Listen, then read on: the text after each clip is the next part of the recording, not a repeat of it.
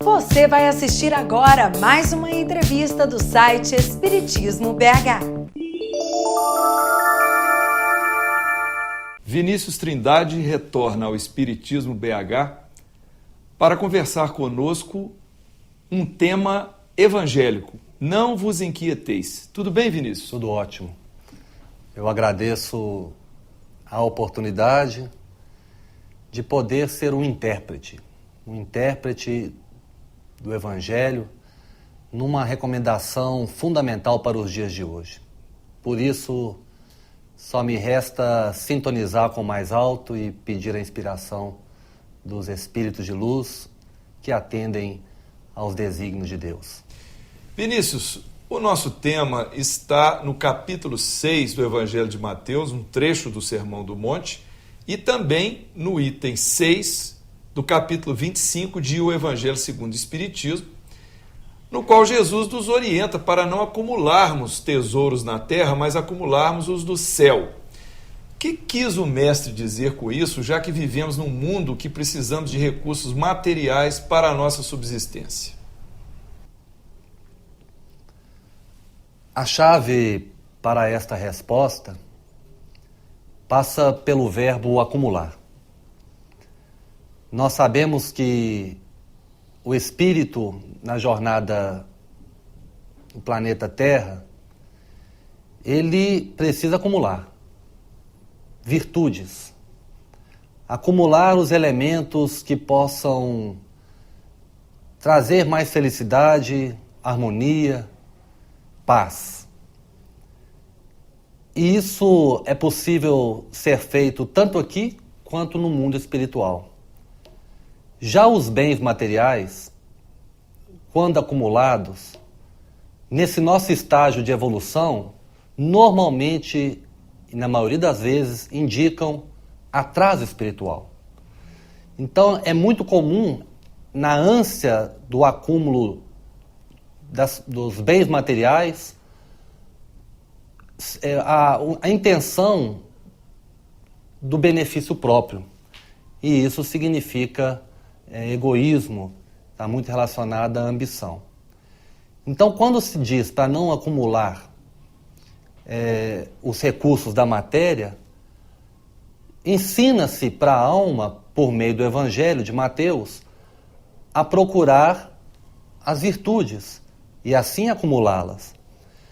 É um desafio muito grande, porque grande parte dos momentos que o espírito vive no planeta Terra, ele é incentivado a acumular os bens materiais. E é muito bem tratado pelas outras pessoas quem assim o faz. E é muito valorizado pela sociedade quem assim o faz. Enquanto aquele que procura acumular as virtudes, acumular os elementos essenciais para o espírito, normalmente eles não são muito compreendidos e não são muito valorizados. Passam desapercebidos. Nesse mesmo trecho, em seguida, o Cristo pede que não nos inquietemos pelo dia de amanhã. Porém, muitas pessoas vivem situações de instabilidade financeira, o que se torna um agravante à saúde física e mental.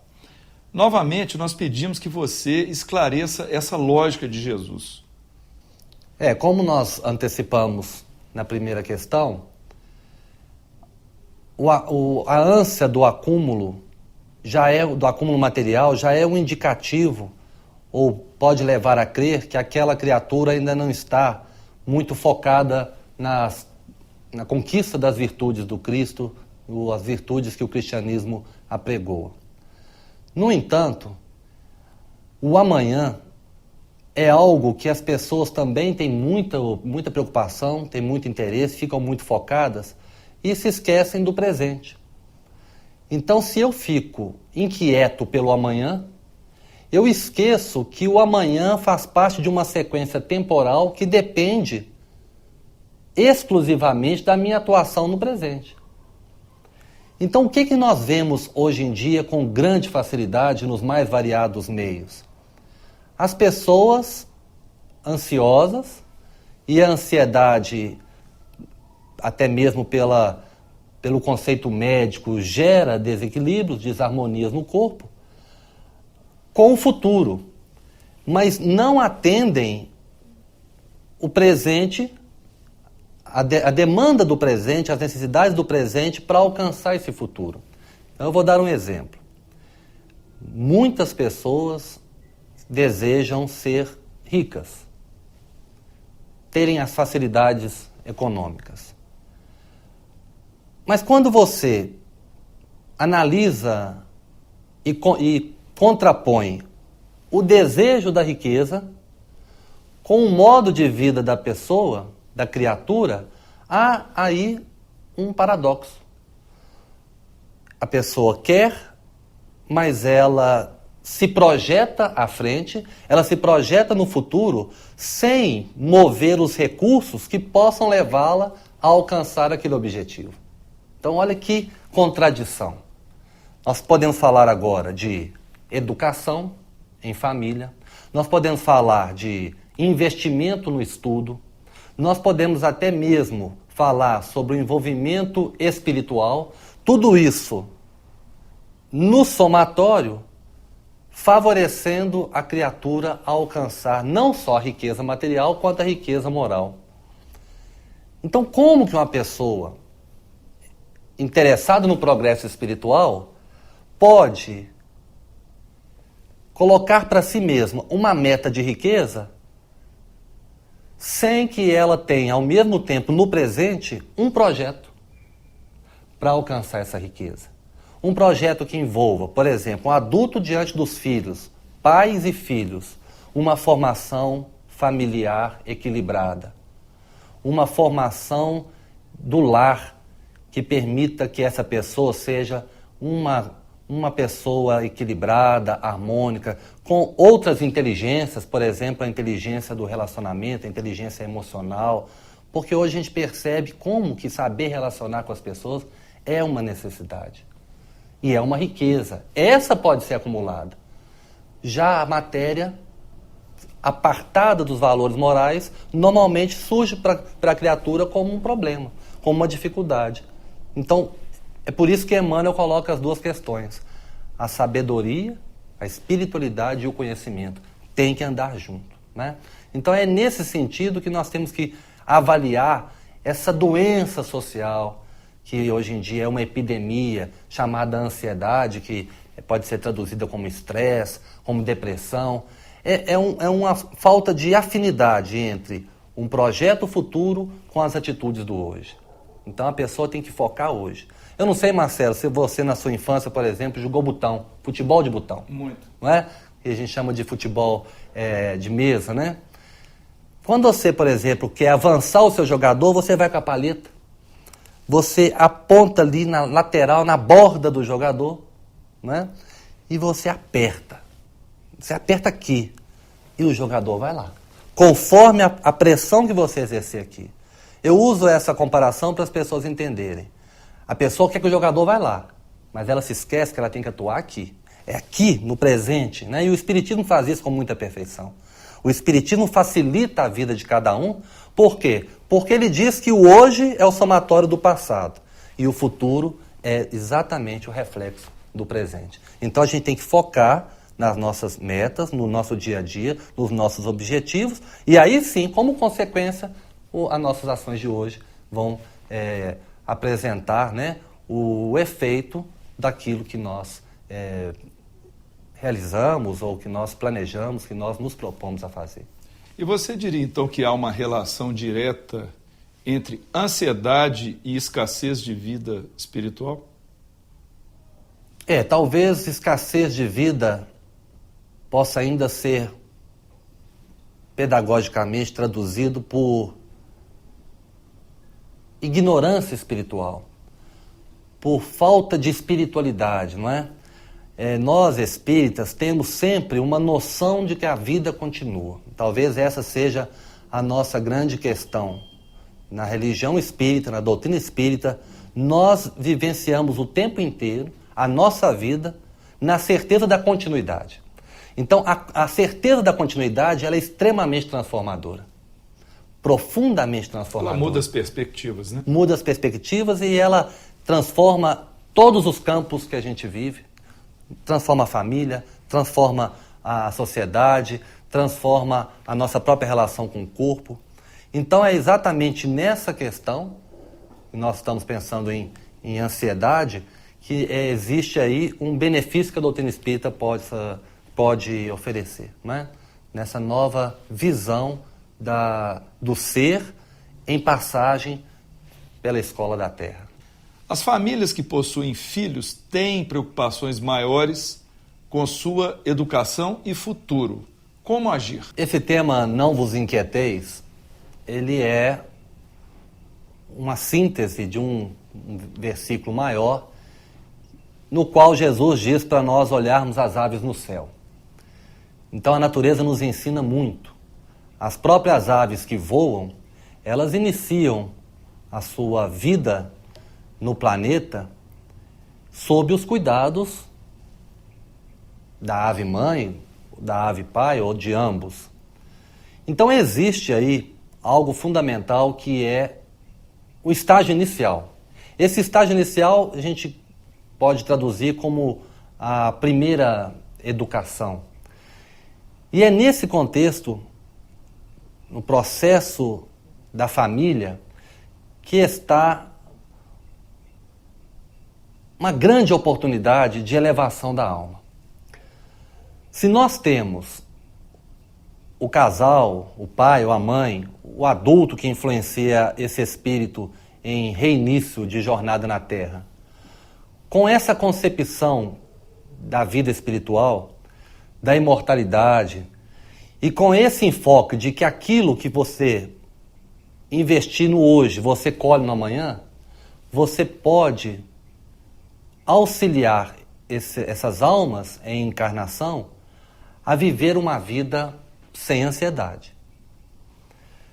Eu digo isso porque a influência dos pais aos filhos é muito grande. E principalmente por causa do vínculo espiritual. Então, os filhos não nascem filhos daqueles pais por acaso. Então é muito importante que pai e mãe se autoevangelizem, conheçam a doutrina espírita, por exemplo, com o seu aporte de conhecimento espiritual, para auxiliar esses espíritos reencarnantes a lidar com essa ansiedade. Então é preciso um pai e a mãe exemplificar e auxiliar os filhos nesse trabalho de que o que se planta é o que se vai colher. Então é necessário que a valorização do estudo, a valorização do conhecimento, a valorização do corpo, a valorização do outro na convivência se torne virtude. E assim sendo, quando, agora voltar à ave, né? Nós falamos no início, quando essa ave está preparada para deixar o ninho, ela já acumulou os tesouros da terra, não os tesouros materiais. Ela acumulou os tesouros espirituais, os tesouros morais. E aí, na sua liberdade de vivência, na sua liberdade de atuação na sociedade, ela vai o quê? Praticar essas virtudes, ela vai poder praticar aquilo que ela aprendeu e aí garantir o seu futuro, que é grande preocupação dos pais. Então a gente vê hoje como que é valorizada a pessoa que no ambiente de trabalho, ela tem, por exemplo, respeito. Ela tem, por exemplo, demonstrações de harmonia. Por quê? Porque ela traz aquilo da sua própria educação, né? Então, os pais que desejam oferecer para os filhos um futuro brilhante, vamos dizer assim, primeiro tem que pensar se esse futuro ele é traduzido em bens materiais, nos acúmulos materiais, ou nos acúmulos morais, vamos dizer assim. Nos preceitos que o Cristo nos transmitiu. Porque senão a gente diz assim, não, os meus filhos tiveram um péssimo futuro. Às vezes não estão ricos, às vezes não conseguem salários, né, de grande monta, mas por outro lado eles conseguem o necessário e sobrepõem a isso os valores espirituais. E aí a gente pergunta, o que é mais importante quando nós estamos tratando do Evangelho e quando nós estamos tratando da doutrina espírita? Você acha então que os pais devem reservar um momento com os filhos para trabalhar essa construção em conjunto? Eu acho que esse processo ele é contínuo desde, talvez, da gestação. Essa convivência, essa harmonia, essa implantação dos valores espirituais em família, o processo da evangelização infantil, o processo da autoevangelização, da reforma íntima dos pais, tudo isso compõe um cenário, compõe um ambiente que vão fazer com que o hoje seja traduzido no futuro como um sucesso. Vamos chamar assim para a gente resumir aquilo que os pais desejam. Que os filhos tenham um sucesso na encarnação. O sucesso na encarnação é diferente de ser o milionário, de ser o presidente da empresa, de ser o primeiro lugar nos concursos. Isso pode acontecer e é muito desejável. E muitas vezes acontece. Porque a criatura, quando ela é mais harmonizada, ela tem mais facilidade para ela poder mover todo o seu potencial. E outra coisa, nós falamos aqui da importância dos valores morais. E a espiritualidade que está em torno disso? Que companhias uma criança dessa, um adulto, que valoriza as questões morais e espirituais, terão no invisível para favorecer essas conquistas? Então, é claro que a chance, né, de que esse sucesso seja pleno é muito maior. A preocupação dos jovens responsáveis com o dia de amanhã é muito comum. O que você sugeriria a eles? Preocupação é diferente de ansiedade. A preocupação, a palavra já diz, é se ocupar antes. É natural que o jovem ele se preocupe, porque, por ser jovem, ele ainda não vivenciou aquilo que ele sabe que ele vai vivenciar. Ele vai ter que ser selecionado no mercado de trabalho, ele vai ter que desenvolver uma atividade profissional, ele tem que, certamente, se manter financeiramente. Tudo isso é algo que ele sabe que ele vai enfrentar. Já a ansiedade não. A ansiedade é uma preocupação extrema, uma preocupação de maior monta. Por quê? Porque ela afeta o organismo e tanto que ela pode até ser classificada como uma enfermidade. Existem medicamentos para interromper a ansiedade, né, os chamados ansiolíticos. Um jovem responsável já traz algo fundamental, a própria responsabilidade. Isso quer dizer que se ele já está atento às necessidades de hoje para que ele consiga sucesso no futuro, ele já tem um caminho bem avançado em relação ao outro, por exemplo, que é irresponsável e que não está atento às necessidades de hoje para conquistar um futuro melhor ou para conquistar aquilo que ele almeja, tanto no mundo da matéria quanto nas questões e valores espirituais. Mas aqui entra agora algo fundamental para ser dito aos jovens. É preciso conciliar o mundo, as questões do mundo, os interesses do mundo, com a sua natureza que é espiritual. Então, algo fundamental para interromper esse processo de crescimento da ansiedade é o conhecimento da sua natureza e vivência também da sua natureza espiritual. É preciso ter uma religiosidade. É preciso compreender que existe algo muito além dele próprio, que por mais que ele esteja vivendo aquele grande derramamento hormonal que lhe dá uma sensação de poder, que lhe dá uma sensação de força, que lhe dá uma sensação de autonomia, ainda assim existem fatores relacionados à vida espiritual, fatores alheios à sua vontade, que podem o colocar em um outro caminho. Então é aí que nós olhamos as aves do céu e a gente lembra que existe uma inteligência suprema que é criadora, não é? E que é perfeita. Deus, que com certeza vai oferecer para ele as condições para que a sua vida seja uma vida vitoriosa. Todas as situações desfavoráveis poderiam, teoricamente, ser evitadas ou algumas fazem parte de um determinismo? Sobre o tema Não Vos Inquieteis, não poderíamos deixar de conversar sobre esse assunto. Até que ponto a vida de cada um no planeta está regida por leis determinísticas ou não, por liberdade? Então, estudando o Espiritismo, estudando a doutrina, sempre com base no Evangelho, a gente pode perceber que o determinismo e o livre-arbítrio, eles coexistem na vida de qualquer pessoa. Isso é muito importante se a nossa intenção nessa conversa, nesta entrevista, é questionarmos um pouco essa ansiedade com o amanhã. Quando o Espiritismo diz que livre-arbítrio e determinismo coexistem, ele quer dizer que existem determinados fatores da nossa existência que não dependem da nossa vontade e da nossa ação. Eu vou dar um exemplo. Cada um de nós possui em si mesmo uma marca do seu estágio de evolução espiritual, que é o estágio de evolução moral. Sendo assim, nós só podemos viver em mundos compatíveis com o nosso estágio de evolução. Eu me lembro que certa vez André Luiz excursionou num plano mais avançado em relação àquele que ele estava. E quando ele lá esteve, depois de um certo tempo, ele teve que retornar. Por quê? Porque no plano mais avançado, somente os espíritos que correspondiam àquele estágio poderiam habitar, para tirar dali os recursos para a existência do perispírito, por exemplo. Então vejam como que essa é uma questão determinística.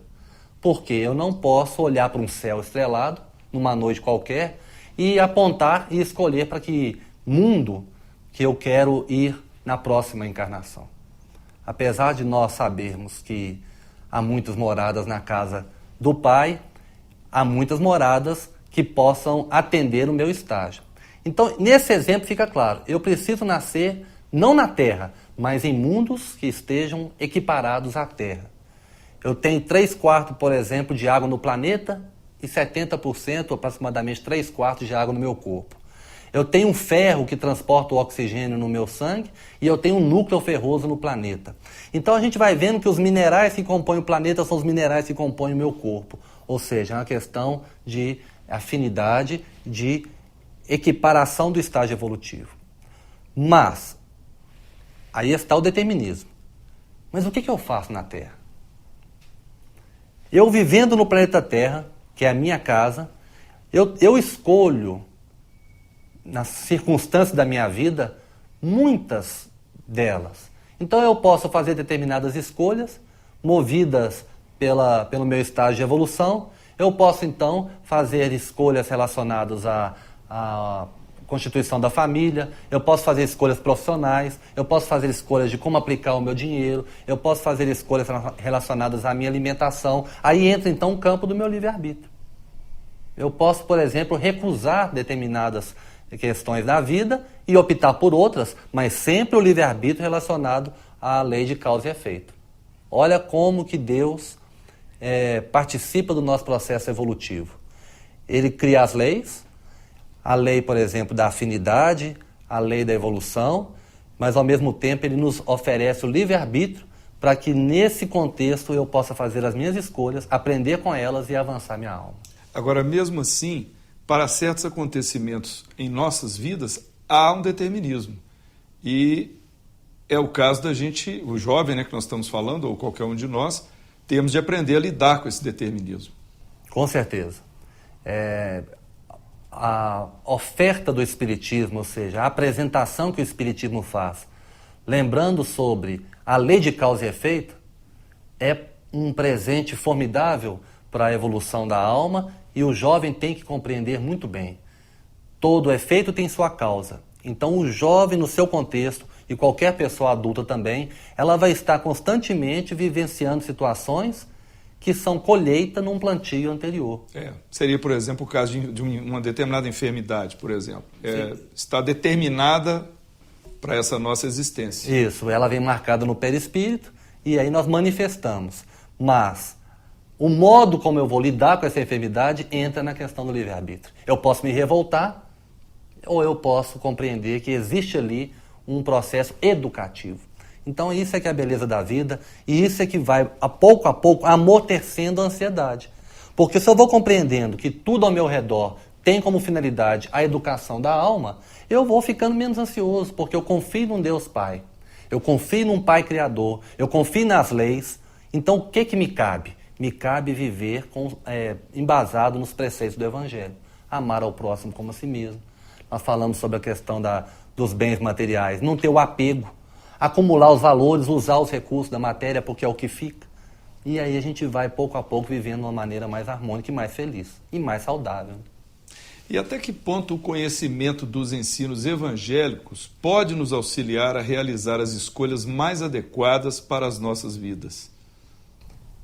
Agora nós chegamos num ponto fundamental de como avançar espiritualmente, de como ir diminuindo a nossa ansiedade, tendo sempre a lembrança do Evangelho, daquelas passagens, as parábolas. E isso tem no ambiente da família algo fundamental. Nós dissemos aqui a importância da influência do grupo. Como que o grupo todo ele pode ser um grupo ansioso. Nós sabemos que há famílias em que todos são ansiosos. Então a criança já nasce ali com uma pressão muito grande, o jovem já se coloca muito pressionado com o futuro, com o amanhã, e assim uma expectativa coletiva. Se essa expectativa coletiva ela é colocada em termos da moral evangélica, com certeza a outra vem por acréscimo. Então, é muito importante que no seio familiar, e nós temos um espaço que a doutrina espírita muito valoriza, que é o culto cristão no lar. O culto cristão no lar permite que nós tenhamos sempre a lembrança de qual que é a nossa meta no planeta Terra, de qual que é o nosso objetivo na reencarnação. Então aquela lembrança semanal, de vez em quando eu até costumo dizer assim, olha, se está esquecendo muito rápido, faz o culto 2 vezes por semana, faz no domingo, por exemplo, e na quarta-feira, porque aí você vai ter 2 oportunidades de poder relembrar a proposta do cristianismo na Terra e a sua vocação de ser um espírito em processo contínuo de evolução. Agora a gente não precisa ficar dependente do culto. Se nós temos um propósito, de utilizar o planeta como um instrumento de elevação da alma, nós vamos ter durante um dia diversas situações em que nós vamos poder aplicar o Evangelho. Aplicar o Evangelho é muito mais importante do que conhecê-lo. Mas para aplicá-lo a gente tem que conhecer, então daí a importância do estudo. Então quando o Cristo diz que o reino de Deus está dentro de cada um de nós, e que tudo mais vai ser dado de acréscimo àquele que já conquistou os valores espirituais, então as nossas frases, todas as palavras que aqui estão sendo ditas, elas se resumem nesse único processo. É para valorizar primeiro e para acumular primordialmente os valores do espírito. E em segundo plano, os valores da matéria, sem deixar faltar os valores da matéria. Isso tem que ficar muito claro. Porque se a nossa proposta é da reencarnação, eu não posso menosprezar tudo aquilo que me mantém reencarnado. Nós falamos aqui muito, sobre a responsabilidade, falando sobre o jovem.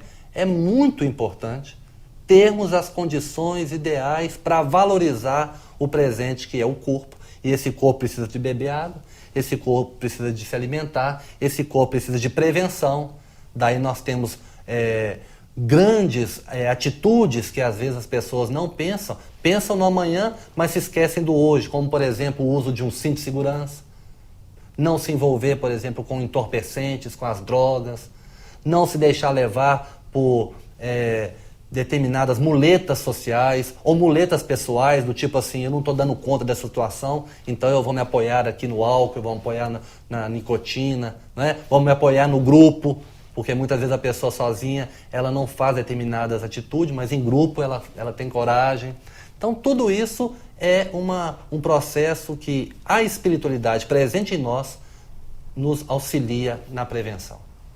Muito bem, Vinícius. Vamos, então, no encerramento do nosso bate-papo de hoje, retornar a palavra para você, agradecendo a sua presença e que nós possamos não nos inquietarmos com o dia de amanhã. É isso? Nós precisamos, nos dias de hoje, depositar mais a confiança em Deus e assumir com muita responsabilidade a parte que nos cabe. Talvez agora eu tenha sintetizado tudo que eu tentei transmitir. Espero ter levado às pessoas uma orientação para que elas questionem o modo como estão vivendo e se o modo como estão vivendo hoje é compatível com os desejos do amanhã. E espero que os desejos da manhã sejam bastante recheados com acúmulos de virtudes de Jesus. Eu que agradeço, obrigado mais uma vez pela participação.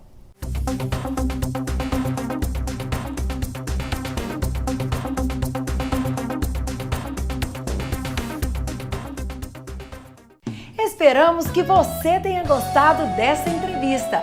Deixe a sua opinião em nosso site.